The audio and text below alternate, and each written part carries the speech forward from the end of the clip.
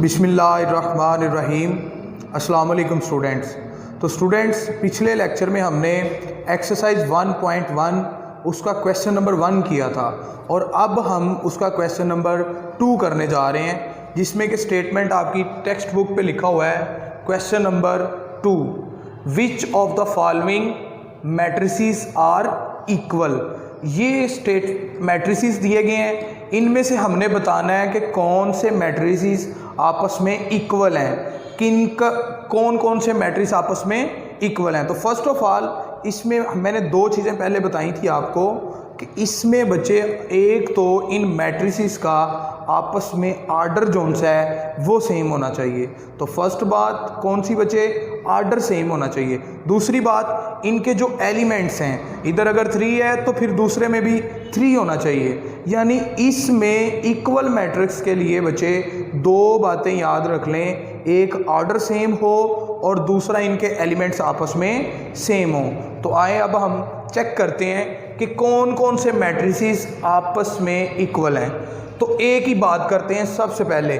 तो ए का आर्डर अगर हम देखें तो इसमें एक ही रो है और एक ही कॉलम है, तो इसका आर्डर होगा 1/1। तो इसकी बात करें बी की, तो इसमें एक रो है और 2 कॉलम्स हैं, तो इसका आर्डर होगा 1/2। तो इससे भी ये रिलेटेड नहीं है। लेकिन अगर हम सी को देखें, किसको देखें, सी को, तो 5 में से अगर 2 निकालें तो बाकी 3 बचता है हमारे पास। तो इसके एलिमेंट्स भी 3 हैं और इसके भी क्या हैं, 3। तो अब हम लिख सकते हैं कि A = किसके हो जाएगा, C के।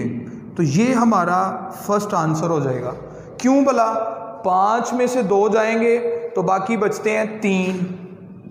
ये मैंने लिख दिया 3। तो अगर आप देखें A में भी 3 है और C में भी कितने हैं, 3। तो ये A बराबर हो जाएगा C के। तो एक स्टेटमेंट क्लियर। उसके बाद बच्चे आ जाता है B वाला। इसमें 2 एलिमेंट्स हैं 3 और 5। हमने इनमें से ढूंढना है कहाँ पे 3 और 5 है। तो इसमें 5 3 है, इससे भी रिलेटेड नहीं है। इसमें आर्डर 2/2 है, इससे भी रिलेटेड नहीं है। इसमें भी आर्डर नहीं है सेम, तो इसका आर्डर है 1/2। तो अगर हम बात करें ना आई की, तो आई में अगर हम देखें इधर भी 3 है, बी में इधर भी 3 है, और इधर 3 + 2 5 होता है और इधर भी 5 है। तो बी किससे रिलेटेड है फिर, आई से, क्योंकि इसका भी आर्डर 1/2 है और इसका आर्डर भी 1/2 है। आर्डर भी सेम हो गए हैं और इनके एलिमेंट्स अगर देखें 3 5, इधर भी 3 + 2 इधर भी 5। तो मैं लिख देता हूं बच्चे, जोन सा बी है वो बराबर किसके हो जाएगा, आई के। 2 बातें। नेक्स्ट बच्चे, अगर हम डी को देखें तो डी में हमारे पास 5 और 3 है। तो ये किसी स्टेटमेंट में अगर हम देखें 5 और 3 किसी में भी नहीं है, तो इसका कोई आंसर नहीं है। ठीक है, ये किसी के इक्वल नहीं है। उसके बाद नेक्स्ट ई की बात करते हैं। ई में देखें एलिमेंट 4 0 6 और 2।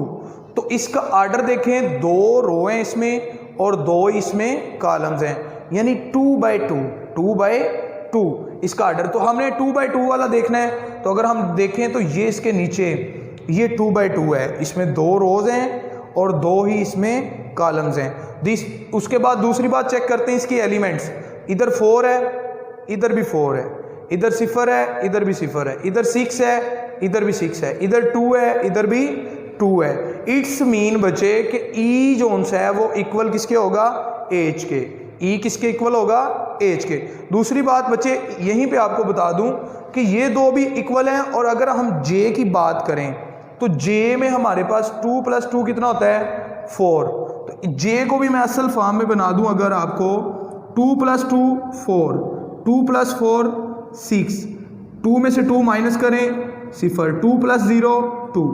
तो इस जे को भी अगर हम देखें तो जे के एलिमेंट्स 4 0 6 2, 4 0 6 2, इधर भी 4 0 6 और 2। इसका मतलब है ई बराबर है एच के और ये दोनों बराबर हैं जे के, यानी 3 मैट्रिसेस आपस में इक्वल हो जाएंगे। 3 मैट्रिसेस, इनके आर्डर भी सेम है, आर्डर इनके 2 बाई 2 है और इनके एलिमेंट्स भी आपस में सेम है।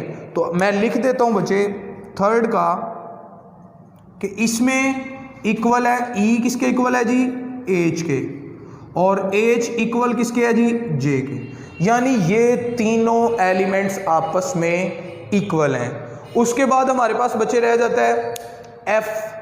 तो एफ की बात अगर हम करें तो इसमें सिर्फ 1 कॉलम है और 2 रोज हैं, यानी इसका आर्डर है 1 बाई 2। और इधर अगर हम जी की बात करें तो जी को अगर हम असल फॉर्म में लिखें, उसकी जी को असल फॉर्म में, तो ये 3 में से 1 2, 3 + 3 6। तो अगर हम देखें तो इसके एलिमेंट बनते हैं 2 और 6। मैं इस पे गुड का निशान लगा रहा हूं ताकि आपको पता चल जाए। और एफ का बचे देखें 2 और 6, यानी एफ में 2 एलिमेंट है और 6 एलिमेंट है। इधर भी जी में 2 एलिमेंट है और 6 एलिमेंट। तो इसका मतलब है एफ किसके इक्वल होगा, जी के। तो यहां पे आप लिख दें एफ इज इक्वल टू जी। तो ये आपके क्वेश्चन नंबर 2 था। तो जी बचे question number 3, find the values of A B C and D which satisfy the matrices equations. 2 हमें इक्वेशंस दी गई हैं, इनमें से बच्चे हमने ए की वैल्यू निकालनी है, बी की, सी की और डी की, यानी 4 वैल्यूज इनमें से हमने निकालनी है, ए की, बी, सी और डी। तो सबसे पहले इनको इक्वेशंस की शक्ल में हम बना लेते हैं। ए प्लस सी ये इक्वल है बच्चे 0 के, इसको आप इक्वेशन 1 कह लें। फिर बचे a + 2b is equal to, इसको लिख लेते हैं -7 के, इसको आप इक्वेशन नंबर 2 कह लें। उसके बाद c - 1 इसको इक्वल रख लेते हैं जी 3 के,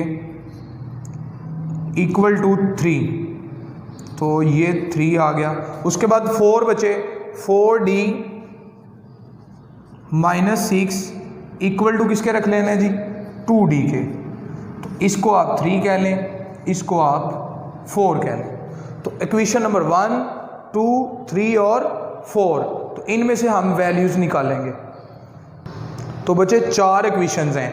तो इनमें से सबसे पहले हम इक्वेशन नंबर 3 लेते हैं, इससे हम वैल्यू निकालेंगे। तो मैं लिखता हूं फ्रॉम इक्वेशन 3 इक्वेशन है बच्चे हमारी c - 1 इक्वल टू 3। तो मैंने लिखा c - 1 equal to 3। c - 1 equal to के दूसरी तरफ जाएगा तो माइनस का है तो किसका हो जाएगा, प्लस का। तो हमने एक कीमत निकाल ली, 3 + 1 4। तो c की कीमत जो हमारे पास आ चुकी है वो आ चुकी है 4, c की वैल्यू बचे 4। तो अब हम इक्वेशन नंबर लेते हैं 1। तो from equation 1 a + c is equal to 0। तो जैसा कि हमने इक्वेशन 3 में से c की वैल्यू निकाली हुई है, c की वैल्यू थी 4, तो अब हम c की जगह पे 4 पुट करेंगे। तो पुटिंग द वैल्यू ऑफ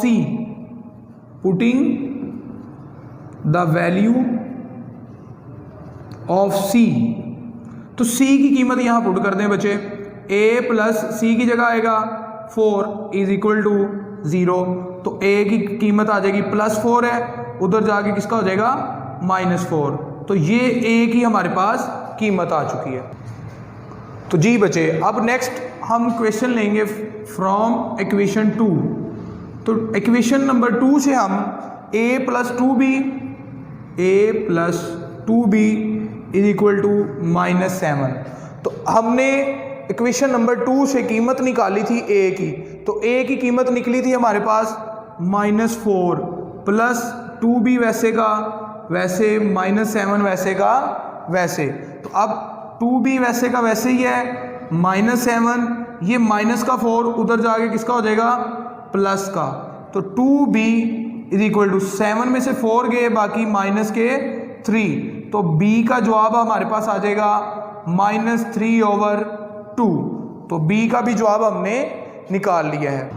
तो नेक्स्ट बचे फ्रॉम इक्वेशन 4।